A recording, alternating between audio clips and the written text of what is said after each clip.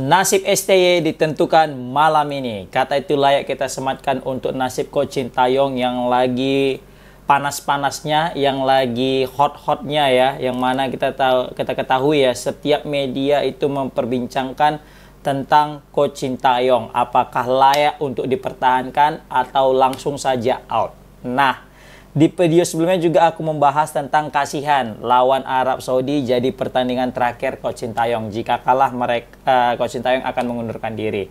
Nah, pada kesempatan kali ini juga aku masih mau meneruskan tentang kisah Coach Sintayong. Dan aku juga udah baca beberapa komentar yang kalian buat guys ini. Terima kasih kalian udah mau ya ngomen banyak-banyak begini, memberikan aspirasi, memberikan opini, pendapat tentang apakah Coach Sintayong itu harus dipertahankan atau harus dipecat gitu ya, atau mengundurkan diri aja gitu.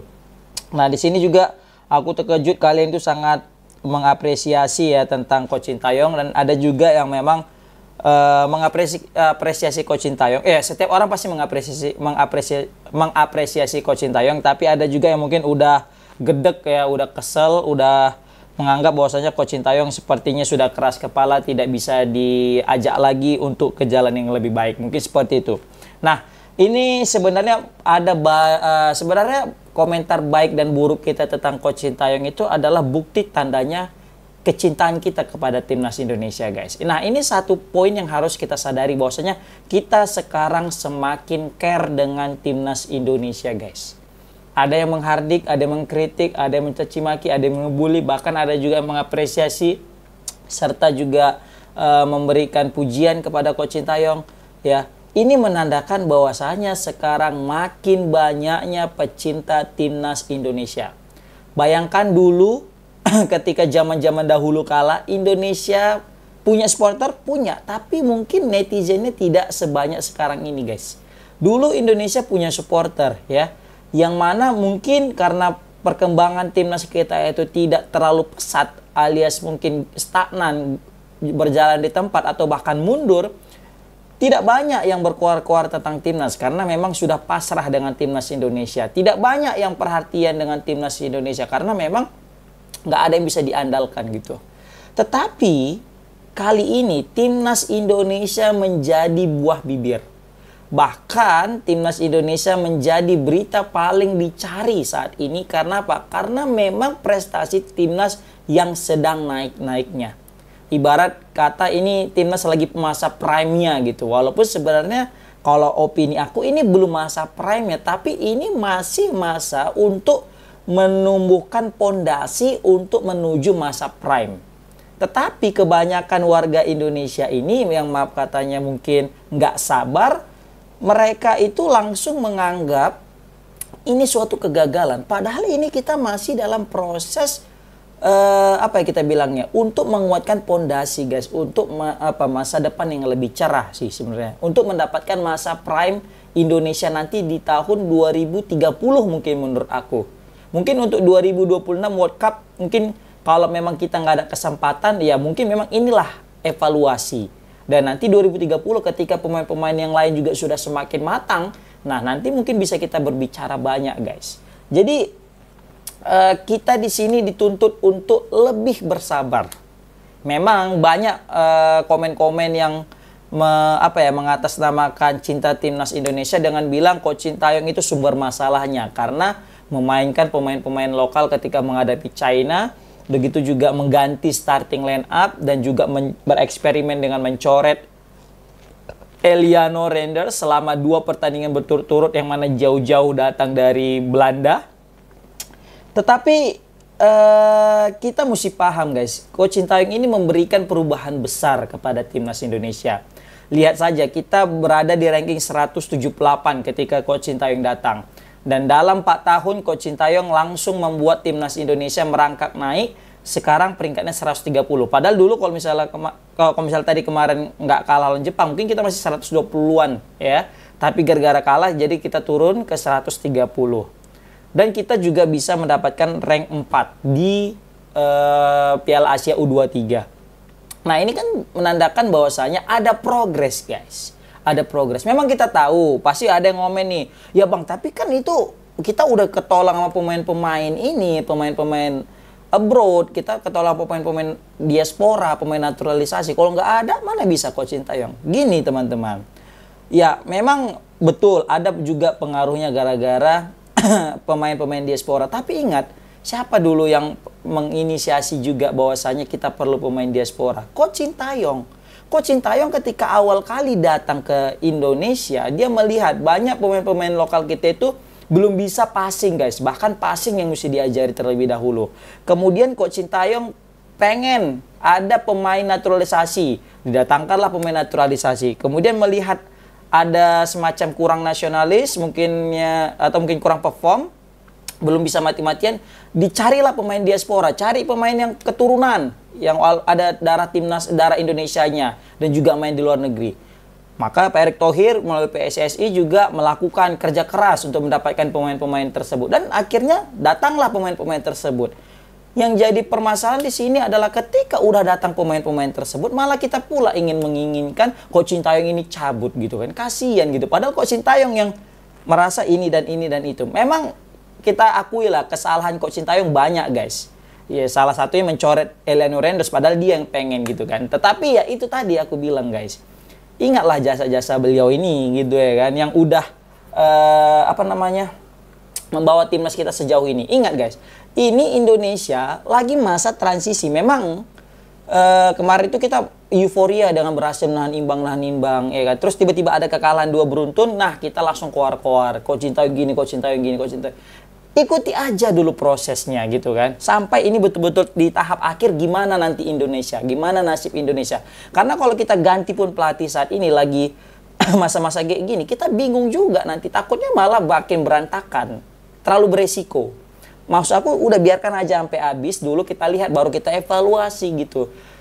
Hidup itu kadang kan ada manis dan pahitnya. Ketika manis ya nikmati, ketika pahit ya dilewati, dicoba gitu kan. Maksudnya dirasakanlah pahit tadi itu, terus sambil memberikan yang terbaik, memotivasi dan mendukung. Kemudian kita lewati badai ini secara bersama-sama. Jangan ketika happy aja kita mau bersama, ketika lagi berantakan kita kita tinggalkan gitu.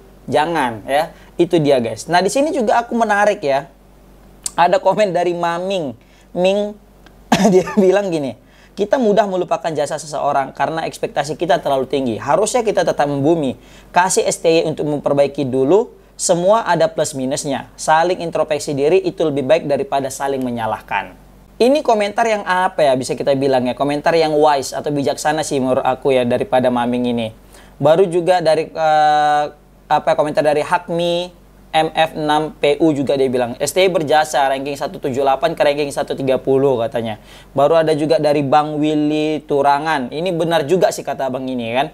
Sumber masalahnya itu adalah ketika timnas kalah lawan China. Betul, aku juga setuju nih Bang. Karena STY terapkan strategi turunkan pemain yang terkesan eksperimen dan Eliano dicoret. Aku juga setuju ini. Karena memang STY ini kadang ada hau-haunya gitu kan. Entah apa aja gitu kan.